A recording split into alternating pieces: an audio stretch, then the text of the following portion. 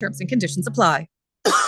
You okay? I can't sleep with this cough. Sounds like you need to vaporize that cold. Vaporize? Yeah, with NyQuil VapoCool. It's NyQuil plus a rush of Vicks vapors.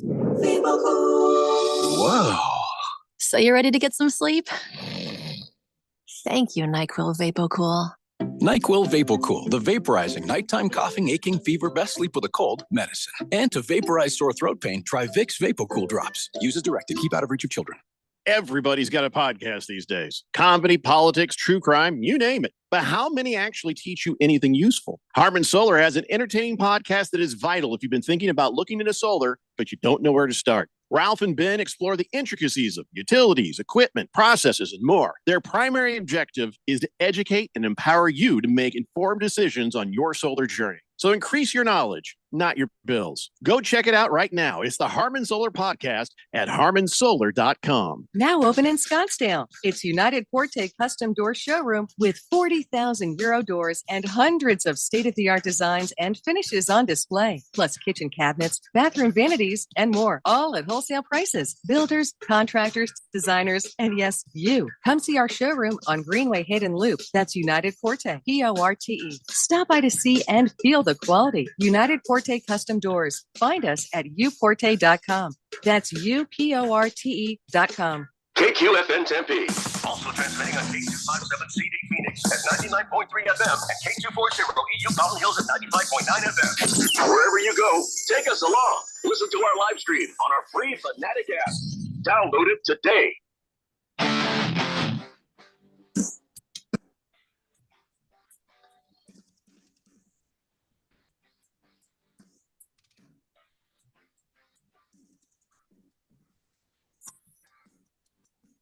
Not official or anything like that, but it is going to be an NBA Wednesday here on Beat the Book. We're broadcasting live from the Harman Solar Studios here in cloudy uptown Scottsdale. It's a little overcast, actually. The weather's pretty nice, but I imagine it's going to be much colder later. So, if you've got a jacket on hand, maybe a sweater, perhaps a cardigan, maybe grab that because it's going to be a little cool later on today. I'm Keon Rose, and co-hosting the show with me is Dylan Cohen. He is our betting expert. We're here to talk to you about money and making it, specifically in sports betting, where we help you beat the book. And there are some opportunities tonight because we have the NBA Cup games. We'll get into that a little bit as well. We'll talk about a very interesting bill that was introduced. It's going to change something in college football. Good, bad? We'll discuss and get into it as well. And we'll wrap the show up with some more NBA Cup analysis because, the final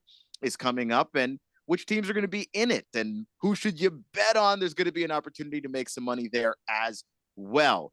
And I think finally, we have heard from Baker's Cocky Hens. I don't think he realized. I don't think he knew that he won the Cardinals win probability. We were about to put out contest. like a what do they call that? An APV. Yes, we were going to get your face on some milk cartons. It was getting to be a lot there, Baker's Cocky Hens. You finally win the thing, and then we don't hear from you all week, which is at least a little bit unusual. But we're glad to be able to get you that stuff. I'll go ahead and pull some of that information from you. If you happen to be listening, I need your email address and I need your government name. What's on your driver's license or something? Just so we can get you all that stuff. And if you have the Sport Trade account, then Sport Trade is going to be able to credit that money to you to bet with. And if not, make the account so they can do that. It's $50 credited to your account. You might as well just take it is all we're saying. Money is money. So that's going to be that. You're on the text line, by the way, not just Baker's Cocky Hens, but everybody else that makes this show go. 888-368-1580, where we get your texts, we get your responses. How did your teams do? How are your bets doing, which is what we care about the most around these here parts. But before we get going, before we do any and all of those things, Dylan, who powers the show? We are powered by Sport Trade. Make sure you search Sport Trade on your smartphone, get the app downloaded, and use promo code 1580 to take advantage of their 10% cashback promotion on your new account sign up. And if you want to be just like Baker's Cocky Hens and win yourself a prize from Sport Trade, then make sure you tune in this coming Friday. That is when Sport Trade CEO Alex Kane will be back on the show to roll out the next Sport Trade Weekly Implied Probability Contest. where the prizes are a $100 Amazon gift card and $50 in cash sent directly to your Sport Trade account for you to play some bets with, try and grow that cash into something greater. So it's really just kind of like a gift that keeps on giving. You do not want to miss out on that. Now that we've got all that stuff out of the way, there was a headline that came out earlier today. It caught my eye. Originally, I was intending on just kind of going full speed, NBA Wednesday, we'll go crazy with the basketball stuff, and that will be coming up here. But this headline was it was polarizing. It definitely invoked some emotion, out of me when I read it. I have some mixed feelings about it, and I believe the public, the fourth dimension, you probably do as well. What I am alluding to here is with the state of Ohio, there is a bill that was proposed that would make flag planting at Ohio State University become a felony under the law. And, let's take a step back here. Let's make sure that we really roll out the full context of this. Ohio State played their final game of the season against Michigan. And, that is one of the absolute, biggest rivalries in all of sports. I mean, not even just within college. I think that really does rival on some of the bigger rivalries within professional sports as well. And it was a game where Ohio State came in much higher rated than Michigan. Michigan was having a bit of a disappointing season. And against all odds, Michigan came into Ohio State. They got a very difficult, well-earned victory. It was an upset in itself, let alone, a win against their biggest rival of the season. And we've seen this time and time again. This is not the first time this has happened at all within college football. And it probably won't be the last. Michigan, after the game, they came to claim their stake at center field of Ohio State's field. And, the players on Ohio State, they have pride in their school, their university. They're not going to let just anyone, let alone Michigan, walk up to center field and plant their big M flag. And, of course, everyone else that's there that's watching this, they don't want to see it. So what do we get? We get a little bit of a brawl, so to speak, between, both of these teams. And it was a chaotic moment. I think in this instance, it was probably closer to an extreme that we haven't really quite seen before. To our knowledge, no one got seriously hurt in this, thank God. But this was a serious enough brawl to where police officers were getting involved. You have reports of multiple students being pepper sprayed. There's reports of a police officer getting injured.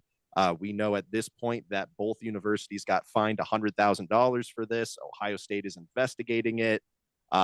Pepper spray being involved seemed to be a newer element. I'm not personally familiar of previous instances similar to this where police were pepper spraying college students over the fact that they were fighting about a flag being planted at center field after the game.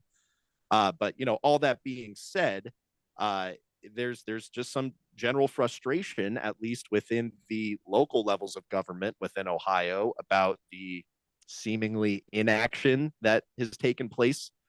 Because we both know, $100,000 going to, fines going to each of those schools. That is just it's a drop in a bucket. It's nothing. Yeah, I mean, like, these schools don't feel fines like that. I think where I have an issue with this is where it's coming from. If it were coming from the university, if the university said enough is enough, we're putting our students at risk, we're putting the students at other schools at risk when they come here. And you know what? We are the university. We could be held liable for any of those things. So we're going to make the determination that we can't have flag planting. I totally get it. When the state legislature decides to say that, I have an issue with that, because I don't think that they get to make that determination for one school. You represent the entire state of Ohio. You're a representative of Ohio, and we're talking about making a law that would make an act insanely criminal for one school that's located in one city in Columbus. And what we're going to do is you're running the risk of a penalty that could send you to prison for years. Well, hold on, because here I want to just kind of like really lay this out. So the rep that introduced this, his name is Josh Williams, and the way that the bill reads, and this is what it says verbatim: no person shall plant a flagpole with a flag attached to it in the center of the football field at Ohio Stadium of the Ohio State University on the day of a college football competition, whether before, during, or after the competition. Whoever violates this section is guilty of a felony of the 5th degree. A 5th degree felony is the least severe in Ohio. It carries a penalty of 6 to 12 months in prison and up to a $2,500 fine and up to 5 years of probation. So, thankfully, it wouldn't necessarily quite be years, although, with years of probation, plus if you're like a previous offender for whatever other reason, not necessarily of that. If you already have a record, I have to assume that. And then you were to plant the flag at Ohio State, you are going to ruin your life. Imagine that, though. Like, first off, 6 months to a year is already steep for what? You're planting a flag. That's all you've done. You haven't hurt anybody. You haven't endangered anybody. Not really, because of course, like, the police didn't handle that well at all. Like, that's the only way that many people wind up getting pepper sprayed in this whole process is that, but rather investigate, okay, well, how come this didn't get handled correctly? What we're going to do is criminalize the act of planting a flag on a football field for something that happens, what, twice a decade? This is insanity. And it's funny because this rep, what he quoted was, well, after I saw this happen 5 times during rivalry week, and to different extents. I think the Ohio State Michigan one was the absolute most extreme out of all of them. Yeah. But it wasn't the only little dust up that we saw. But in this case, and this is where I do agree with you in that it shouldn't boil down to like a law having to be enacted to prevent this from happening. It really does fall on the schools to put in policies that serve as a deterrent. But that's also where I do respect the intention of trying to leverage whatever this guy can do as a public servant to craft something that serves as a deterrent from something like this happening. But the school knows better than he does. He's not there. And also it becomes this weird, like, Ohio State thing specifically, because he didn't say that about Miami of Ohio. He didn't say that about the Ohio Bobcats. It's specifically Ohio State. So it's not about caring about whether or not this happens at other places. He cares about whether or not it happens there. And I did notice, by the way, that he snuck that the Ohio State University inside of it. He didn't put Ohio State University. He had to slip the in there because he had to be annoying like that. This is an Ohio State thing. This is not a we're protecting kids thing. By the way, U.S. Best News, Ohio is ranked 36th out of the 50 states in the union. You are 14th from last. Okay? Education, you're 27th. The economy, you're 39th. You're 11th from the bottom. But the Ohio State can't have a flag planted in the middle of their field when they lose another game. I can't. This ticks me off in a way I don't understand why this has to be the priority. I understand, like, protecting kids, but then make that the rule at Ohio State colleges, not just Ohio State University. So this is kind of interesting. A little bit later on in this ESPN article, there's a section where it says, Williams said a criminal penalty was needed because those who travel across state lines and violate university policies likely would avoid any significant repercussions. So there's a conference that you're a part of. It's called the Big Ten. If you think that you can be Michigan and get away, you can appeal to your conference, because this is where this is most likely to happen. Have other teams done this to Ohio State before? Yeah, I remember Baker Mayfield taking that big old OU flag and planting it right in the middle of Ohio State. And look, I've never root for Sooners, but that was funny. I like that day. But I just don't think that this has to be something that, again, a government body needs to handle when we have all of these school administrations and all of these conferences that make these laws and bylaws for exactly this purpose. So you do bring up a good point, though, in that the mutual governing body, then, if we're concerned about rival schools coming into Ohio, planting their flag, and then, hightailing it out of Ohio. So now the state law, I mean, that's why it has to be a state law. So it still applies to them. You're right. I mean, if it's not going to be on the individual schools to police themselves, then it's got to be the Big Ten conference coming. The Big Ten in this case, they would have to do something stronger than just fining each school 100,000.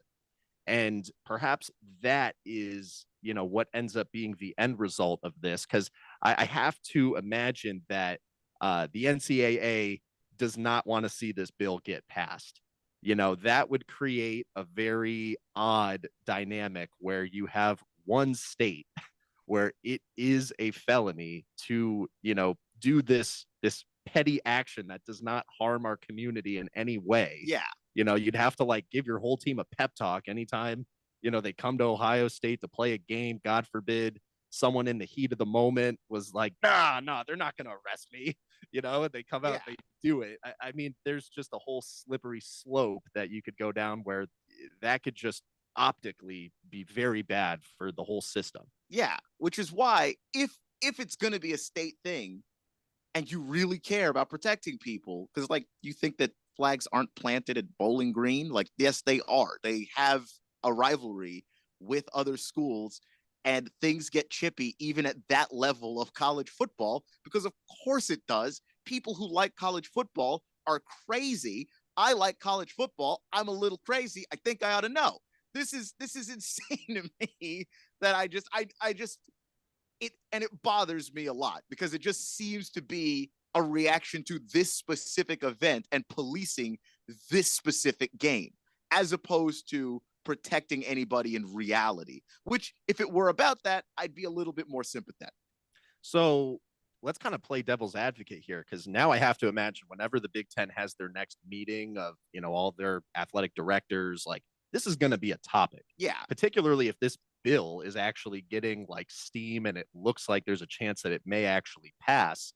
I have to imagine the Big Ten would then be proactive in trying to craft some kind of policy where they get a little bit more control over the, consequences of that action and, how that gets dictated. But then I would also have to imagine where if you have one of the major conferences that does enact some policy to prevent this, it would probably eventually become the other law of the conferences land. might just have to, either the NCAA might have to agree, which it's the NCAA. They don't do anything. So good luck with that. But maybe the Big 12, maybe the ACC, the SEC look at this and go, well, I don't want any of our players to get in trouble planting a flag there, but then they can still come here and do that to us. And then it winds up being this thing where everybody just sort of falls in line, because nobody wants to be the school that's, you can come to our place and plant your flag if you'd like, but we can't go and do anything at your place. That really winds up being a thing that I think all of these conferences and schools and programs would like to avoid if possible,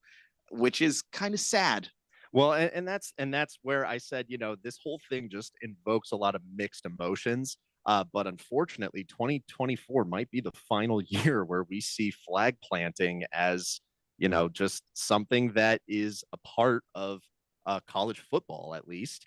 And I don't know. I mean, that's where there's a part of me that's like, man, I would really hate to see that get taken away, because it is fun, especially when it's your team and you've got, this big upset victory. I mean, anyone that's a Michigan fan had to have just been pumped over watching their team run out to, center field with that flag, and obviously what happens after the fact, that's, chaos. Yeah. But I'm I'm a Texas fan. So if Texas lost to Oklahoma and they planted that flag in the middle of the field, my issue isn't that they planted the flag. My issue is that we lost the game.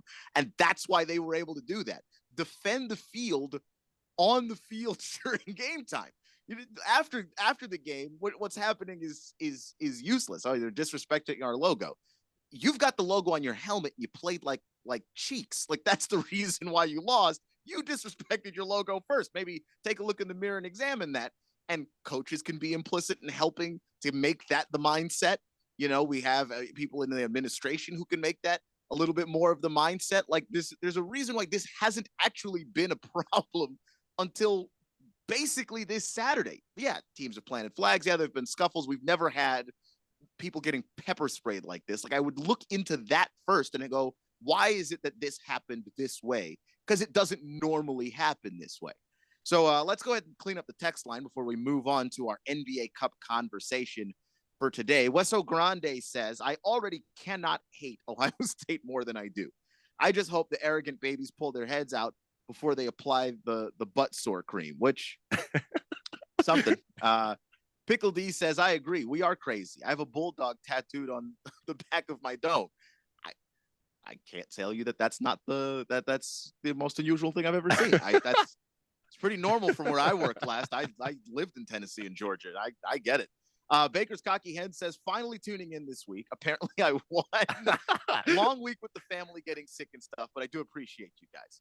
And we appreciate you too, Baker's Cocky Hens. And I'm glad for being able to join us. And I hope the family feels better and gets well. So we've got some more news to kind of get into. Then we're going to talk NBA, get into the NBA Cup games. We'll also talk about some of some of the surprises surrounding the NBA season. What players have surprised us? What does the MVP race look like now that we're 20 plus games into this season? We'll go ahead and break all of that stuff down for you. You're listening to Beat the Book right here on 1580 The Fanatic. 1580 and 99.3 The Fanatic. Live and local. At Diamond Dave's Desert Wholesale Diamond, we offer incredible diamonds, both mined and cultivated, all at amazingly low prices. Check out these cultivated lab-grown diamond earrings. 2 carats total weight, collection color and lab-grown, only $25.90. And she'd love this amazing tennis bracelet in natural mined. 4 carats total weight in yellow or white gold, only $39.90. And how about this diamond chain in cultivated? 12.5 carats total weight, collection color and lab-grown, only $79.90. And last but not least, especially this year, 1.5 carat floating diamond pendant. Collection color and lab grown, only $9.90. Call, email, or message us for an in-person appointment. Or sit back and relax for free FedEx shipping anywhere in the USA.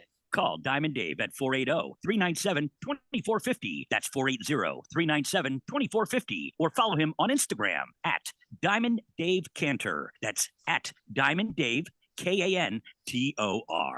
Must qualify for enrollment. Results may vary. We all hear the radio ads about the IRS. They tell you to be afraid, to be scared, and they try to frighten you into calling. I'm not here to do that. Tax Relief Advocates is different. TRA is here to tell you that if you owe money to the IRS, whether it's $5,000, $50,000, or $500,000, we have a solution. It doesn't matter if you're sitting in your car, at work, or with your kids. No matter where you are, call now. 800-575-8695. Don't lose hope. TRA can eliminate or reduce what you owe to the IRS. Generous programs are now available that can give you a fresh start. Our passion is taxes and helping individuals fix their IRS problems. We have over 1,000 5-star reviews on Google and an A+ with the Better Business Bureau. You don't need to be afraid of the IRS any longer. End your tax nightmare today by visiting us online at TRA.com or call 800-575-8695. That's 800-575-8695. Tax Relief Advocates, real solutions for real people. William is one of millions of Americans who uses GoodRx to save on the cost of their prescriptions. My oldest daughter, Camilla, 2 days old, she had to have open heart surgery. All of a sudden, she's on 5 different medications. It adds up at the end of the month. Me and the pharmacist got so tight. She said, GoodRx save you a lot of money. Saving that extra $200 to $300 a month. We're able to do all these extra activities. So it puts less stress on our household and it puts less stress on our pockets. Download the free app or visit GoodRx.com and start saving today. GoodRx users are compensated for their time. GoodRx is not insurance, but can be used instead of insurance. AZ Preps 365, your source for all the news, info, highlights, and more. Athlete news and interviews. Talk with coaches. Keep you up to date with the changes, moves, upcoming events, and more. AZ Preps 365, Arizona's ultimate prep sports show. If you miss a minute, you miss a lot. AZ Preps 365, Saturday mornings 8 till 10 on 1580 and 99.3 The Fanatic. And always on at 1580thefanatic.com. This is Brian Musburger. Don't miss Betting Across America, Saturdays at 11 a.m. right here on Arizona Sports Betting Station, 1580 and 99.3, The Fanatic.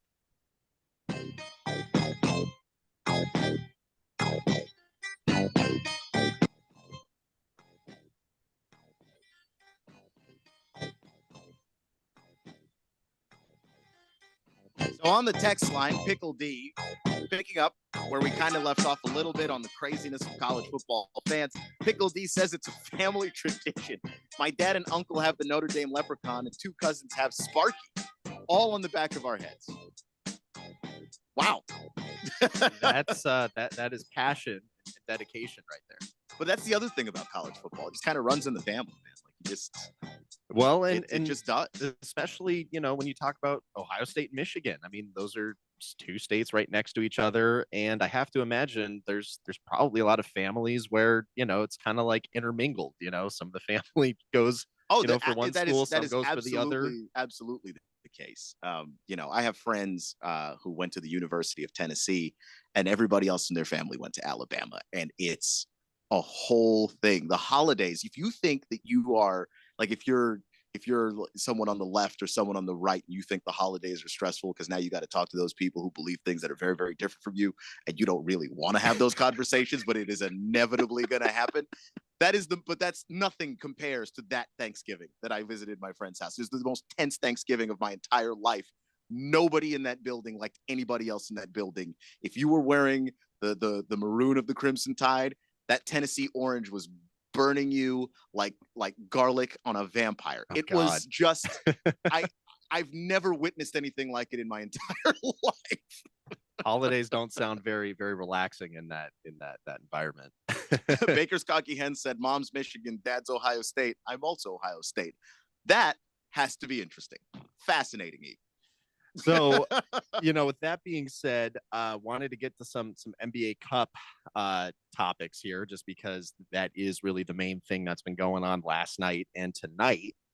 There were a couple of NBA Cup games yesterday, and if you happen to follow the Beat the Book picks, we're doing pretty well this week. We went 7-3 on Monday, and last night we went 6-3. With one of those legs getting voided because PJ Washington on the Mavs was a late scratch in his game. But with that being said, there are another 10 picks that were posted for the 2 NBA Cup games going on tonight. You can check those out by following me on Instagram. The handle is @BeatTheBookFanatic, all spelled out. You just hit the link in the bio. That'll take you right to the Beat the Book site so you can see what the plays are. You can also visit 1580thefanatic.com. Click on the Beat the Book with Dylan Cohen logo, and then I'll take you right to the same place so you can see what those bets are that I am recommending for the games. But going back to the games last night, Bucks defeated the Magic 114-109. This was a surprising game. The Magic are just competitive still with no Franz Wagner and no Paolo Banchero. And I'm like waiting for this team to fall off a cliff, and it's not happening. I mean, they have a complete culture of just next man up. I mean, they were getting inspiring play last night from, ironically, Franz Wagner's brother, Mo Wagner. He was just crucial for them off the bench. He put up like 15 points in like 5 minutes between the end of the first quarter and like the beginning of the second quarter. Goga Bitadze, another guy that has just been able to play some of the best basketball of his career. And now you're starting to like see where like he might actually have had potential this entire time. It's just getting overshadowed by the fact that, Franz and Paolo tend to have the ball for much of the game. So it's just hard to see the ways that Goga Bitadze impacts the Magic. But the number one guy that's been really stepping up for them, it's Jalen Suggs. I mean, he had over 30 points last night. And, you think about he can play. Right. And you forget about this. I mean, he was the man at Gonzaga. Yeah. And I specifically remember him making a very clutch buzzer beater 3-pointer. I want to say it was against UCLA. Yeah, like in the Final Four. It was like a half court shot too. It was a logo shot at least. It was a long 3. And that's a guy that had a lot of offensive upside when he got drafted into the league. But again, it just kind of gets a little swept under the rug because the role that he's been playing within the Magic, it's not as their primary scorer. So you just don't get to see him showcase what he can do until a situation like this comes up where they're so shorthanded, that other guys need to pull some extra weight. And then, of course, Giannis Antetokounmpo last night, just looking like, the best version of himself. He scored 37 points. He is just looking as dominant as ever, and he is currently leading the league right now in scoring. So hopefully you were able to get on his points props last night. Damian Lillard finally looking like he's, settling in. He had 28 points. He had some very clutch shots for the Bucks down the stretch. Keon, how do you feel about the Bucks right now in the NBA Cup? Do you think they might be able to pull this one off? I do. Yeah, I do. I mean, I like just the setup of that team.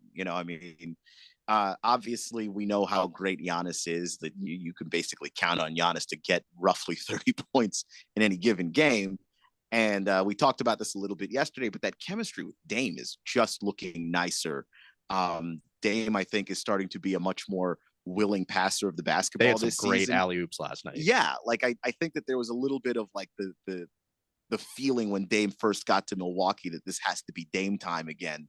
And it doesn't have to be, because you have a guy in Giannis who can also go and get buckets. So you can take a little bit off of your plate. You can start to be more of a playmaker and get others involved in the game, get others going. He's done that. I think the Bucks are a very dynamic team. And I do think that, I mean, they're my favorite personally to win the whole thing. I am definitely, I think they're going to be the team that comes out of the East.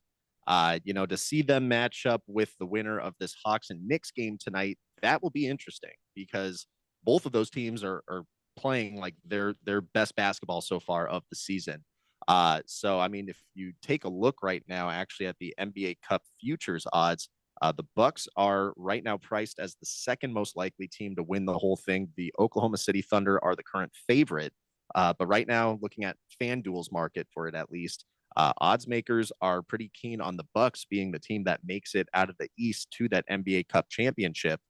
And then the other game that happened last night, that was between the Thunder and the Mavericks. And thankfully, this was not a pick on the Beat the Book plays from yesterday, but I know it's a popular one that I know a number of people that were on it that got burned by it. Luka Doncic, he did not really show up yesterday. He had one of his worst shooting performances of the season. He shot 5 of 15. He finished with 16 points. His line was like 30 and a half, I want to say, or maybe 28 and a half, somewhere in that neighborhood. Yeah. So he fell very, very far under. Hopefully you did not have that on your parlays. But in that game, the Thunder defeated the Mavericks pretty handily, 118-104. Shai Gilgeous-Alexander, 39 points. Chet Holmgren tweeted after the game, Shai for MVP, Lou Dort for Defensive Player of the Year. The Shai for MVP might actually have a lot more traction there. I don't know so much about the Lou Dort, although he is a very talented defender in his own right.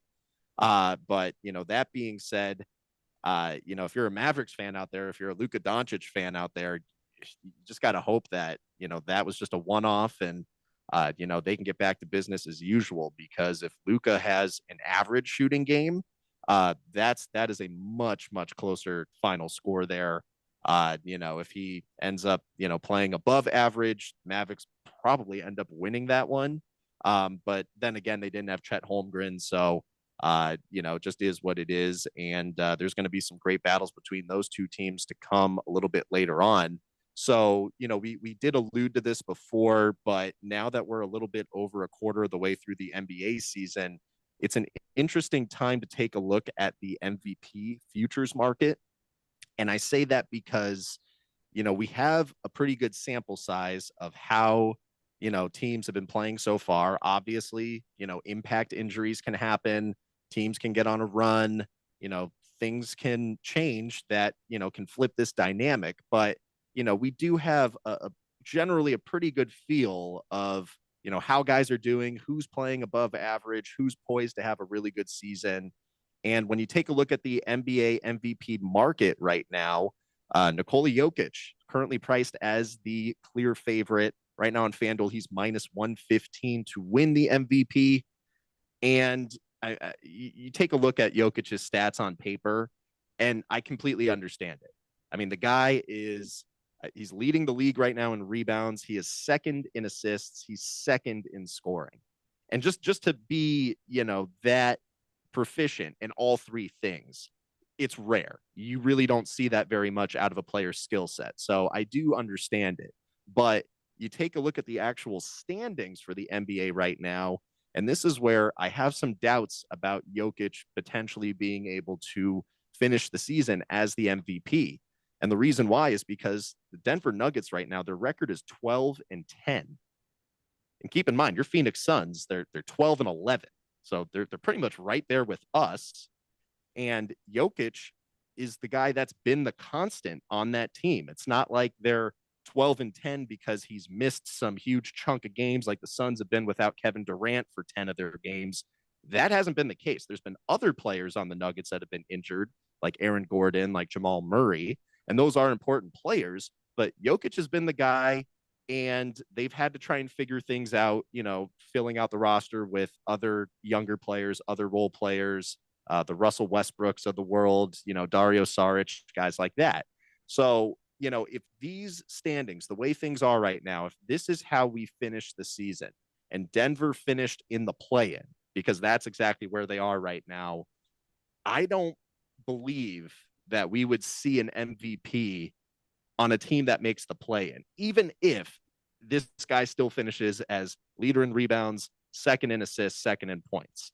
To some extent, your team success feeds into getting that award. Yeah, usually. Not usually. There are some exceptions. You did have the Russell Westbrook triple-double year where it was just, he was so individually amazing that it didn't matter. But yeah, there is some level of thought with writers anyway, that how could you be the most valuable player on a team that's struggling to have team success, even if you are individually great, when there are other players who are maybe not putting up the individual numbers you are, but they're close and their teams are more successful. Doesn't really seem fair to me in a lot of ways, but I understand the thought process. It's usually very consistent, at least. So yeah, there's a lot to what you're saying there. Well, and there used to be a very hardcore, kind of unwritten rule of the MVP award goes to the best player on the best team. And once the award was going to people that didn't really fit that mold and it started to deviate from it, that's where that has really kind of fallen back and it hasn't been as much of a priority. But there still has to be an element of, my team was top 5 in the West, or, my team was good enough to where, they're not subjected to this play-in where they could actually drop out if they don't, win these games and, earn their spot into the postseason.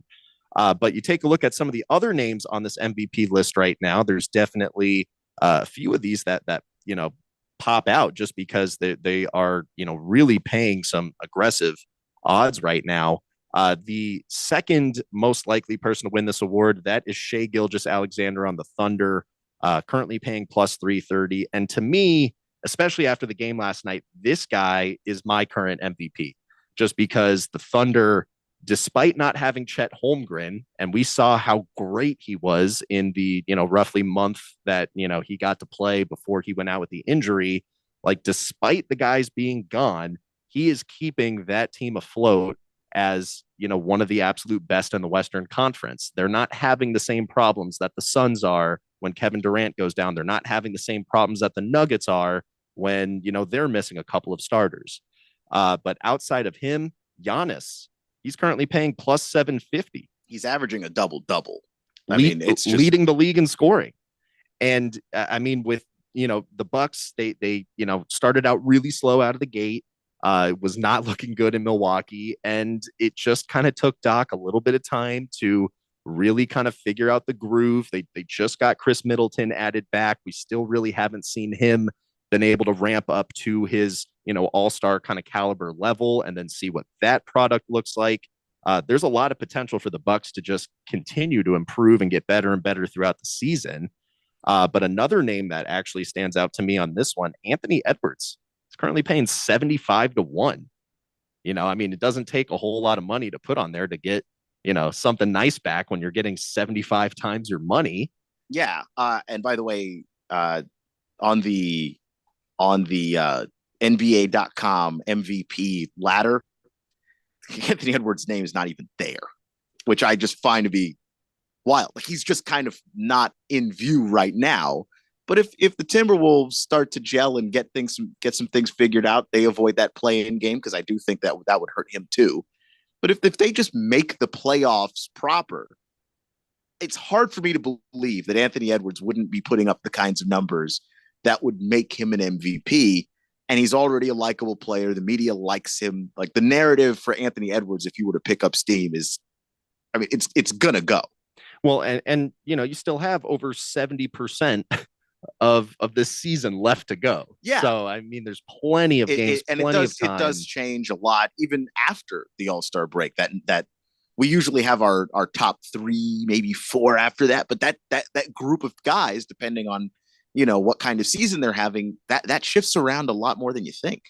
Now, I do want to say Kevin Durant is on this list. He's paying 120-1, and we know the value that he brings to the Suns when he's on the court. He absolutely changes the dynamic of the team. He deserves to be in the conversation. The only issue with him is just in that there is a rule that you have to play at least 65 games in a season to be eligible for it, and he's already missed 10 games. And with ticky-tack stuff too. So, I mean, it's just hard. It's hard to buy into the idea that he would absolutely not play less than that number if these are the kinds of like dings and bumps that are taking you out for weeks.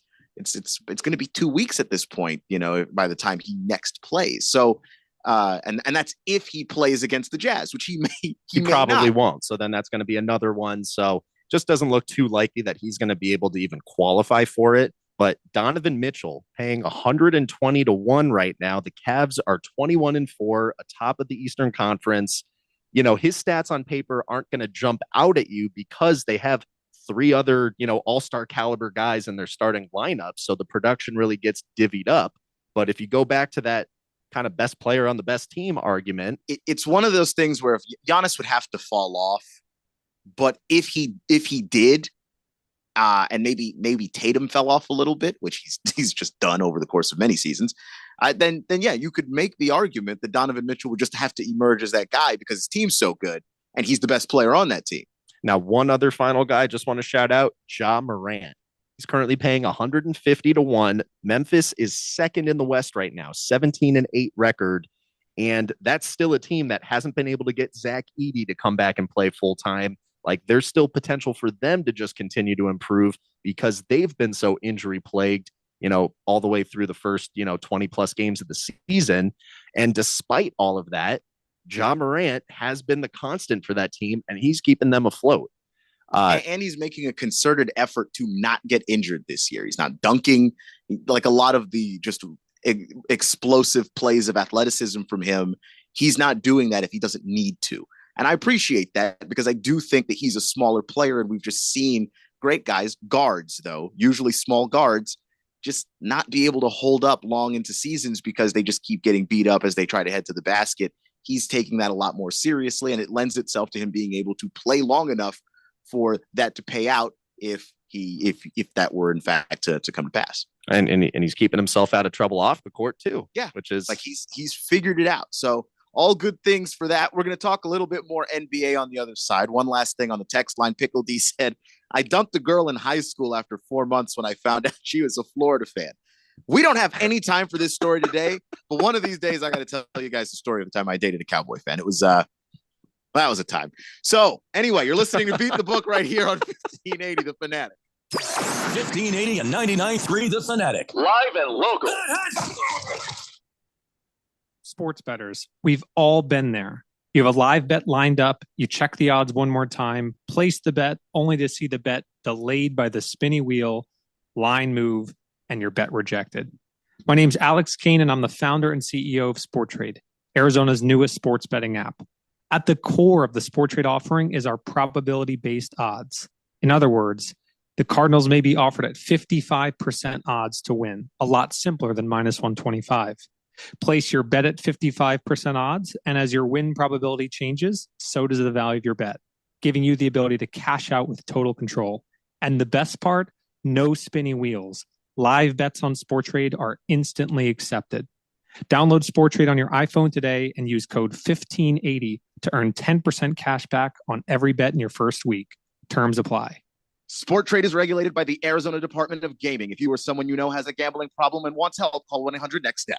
Must qualify for enrollment. Results may vary. We all hear the radio ads about the IRS. They tell you to be afraid, to be scared, and they try to frighten you into calling. I'm not here to do that. Tax Relief Advocates is different. TRA is here to tell you that if you owe money to the IRS, whether it's $5,000, $50,000, or $500,000, we have a solution. It doesn't matter if you're sitting in your car, at work, or with your kids. No matter where you are, call now. 800-575-8695. Don't lose hope. TRA can eliminate or reduce what you owe to the IRS. Generous programs are now available that can give you a fresh start. Our passion is taxes and helping individuals fix their IRS problems. We have over 1,000 five-star reviews on Google and an A+ with the Better Business Bureau. You don't need to be afraid of the IRS any longer. End your tax nightmare today by visiting us online at TRA.com or call 800-575-8695. That's 800-575-8695. Tax Relief Advocates. Real solutions for real people. Dude, it's time to head to Grandma's for the holiday feast. I mean, didn't you just smoke a bowl? Yeah, but it's cool, man. Grandma won't notice. Yeah, that's true. Yeah. Oh, no. Someone noticed, and it wasn't Grandma. If you think that others can't tell that you've been smoking marijuana and driving high, think again. Always remember, if you feel different, you drive different. Drive high, get a DUI. In most countries of the world, Porte means door. United Porte Custom Doors, located in the Scottsdale Airport Design District, is now open with over 40,000 European doors, all in stock, ready for delivery, and at wholesale prices. Designers, contractors, builders, and yes, you. Come see our showroom on Greenway Hayden Loop. That's United Porte, Porte. Stop by to see and feel the quality at United Porte Custom Doors. Find us at uporte.com. That's uporte.com. Download the Fanatic app. News, scores, social media updates, and more on your smartphone, on your tablet. The free Fanatic app, available at the Google Play Store or the App Store and at 1580thefanatic.com.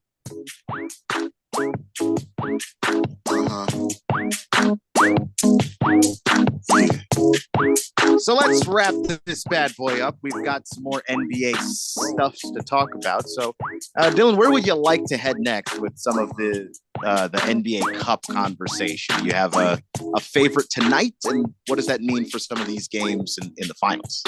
I believe this Atlanta Hawks and New York Knicks game that's taking place tonight is a huge sports betting opportunity. So let's get into that one. I'm not really understanding the sentiment either between the public or odds makers in the spread in this matchup. So the spread opened at 8.5, favoring New York. And the Knicks are an excellent team. Do not get me wrong. They really do look like they're starting to gel a lot more than they were, a month ago. They're figuring things out. They're getting repetition. Thibodeau is really starting to unlock that team's potential. But the Atlanta Hawks, you just cannot ignore what this team has done over the last 30 days. They have just really flipped a switch in how they have been playing. And up until their last game against the Nuggets, and I'm just pulling this up right now so I can quote it accurately, I want to say they were on a 7-game winning streak. 6-game winning streak. And the only reason that they lost that game to Denver back on Sunday, that was because they were giving a lot of their guys a break heading into this matchup tonight. So they didn't have Jalen Johnson playing in that game. They didn't have Bogdan Bogdanovic. These are, the number 2 and number 3. Well, actually, Johnson's number 1 scorer on the team right now. Bogdanovic is definitely a top 3 scorer for them. Those are big pieces to not have against the Nuggets. So, to get blown out by Denver by 30, purposefully playing shorthanded, I don't really put a whole lot of stock in that. I look at the 6 games prior where they beat the Cleveland Cavaliers twice, once at home. They beat Milwaukee in Milwaukee. They beat the Lakers in a pretty thrilling overtime game that was fun to watch. This team is capable of beating the best of the best. You want to go back a little bit more in their season, and they have a victory at Boston without Trae Young. So, when these guys want to, they can try. They can compete in games particularly the ones where, no one gives them a shot at winning. And I don't know this off the top of my head, but I have to imagine in those matchups against Boston, against Cleveland, they were more than likely double-digit underdogs. And then they came in and they won. Yeah, like that's the thing that I think I find the most impressive. Let me see if I can maybe find the line on some of those games, because I agree. It's just incredible the way that this team just gets up for big competition. And then you're talking about a game tonight against a good Knicks team. So that's a step up in competition, which means we're probably going to see the best that the Hawks have to offer.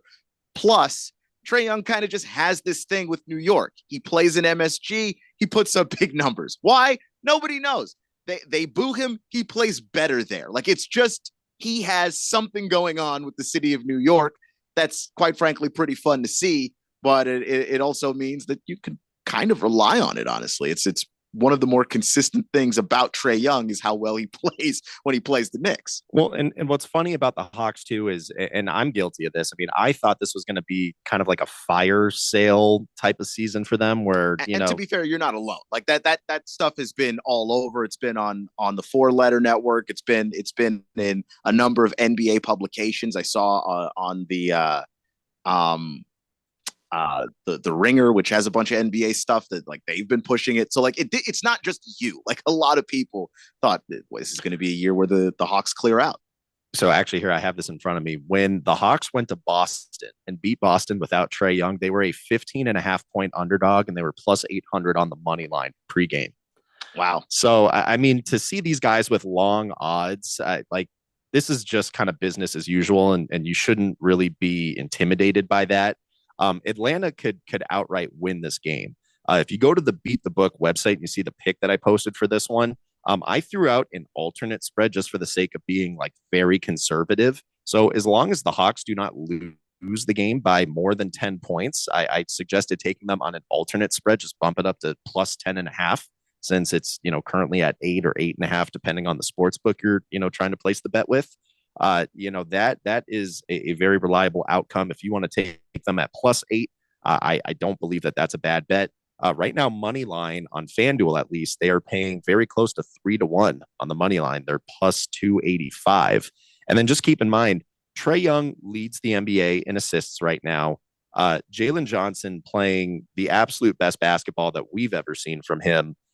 He is averaging about 20 points a game right now and pretty much 10 rebounds as well. And then in addition to that, they will have DeAndre Hunter available tonight. Dyson Daniels, who is, I want to say he's like third or fourth year in the league. He has been playing some of the best basketball that he's ever played. He is a candidate for Defensive Player of the Year. That is just another person to be able to keep an eye on there. But in terms of the other team in this, the Knicks, and I put this on the Beat the Book site, this has all the markings of a Jalen Brunson, big performance here. You may also get that out of Karl Anthony Towns as well. He was the guy that had a big game against the Hawks when they already played earlier this year. By the way, the Hawks won that game, so keep that in mind. Right. But now you take a look at this game, primetime matchup on national TV, Madison Square Garden. I would look for Jalen Brunson to have a very big scoring performance in this one. And we haven't been getting them as consistently out of Trae Young. He's really been kind of more of the playmaker assist type this season. But we also know what he's capable of offensively. We know how hot he can get from, outside the arc. So this is also another spot where I do like playing Trae Young's points and counting on him to step up. Keon, I mean, do you see any other opportunities here that I might be missing out on? No, I think that's a lot of it. Like Trae is going to be the focal point of what this team is. And he's the most consistent commodity on the team as far as just a guy who consistently gets those assists. And then we know what his history is with New York, which means the points and such will be there probably. Now, outside of Trae Young and Jalen Brunson, there's a number of other players in this game that I did post some prop bets for. So make sure you go to the Beat the Book site to check those out. But in that other matchup between the Warriors and the Rockets, the Warriors come into this one as an underdog, and these teams have played each other twice already this season. The Warriors won both times, and Stephen Curry has not played in either game.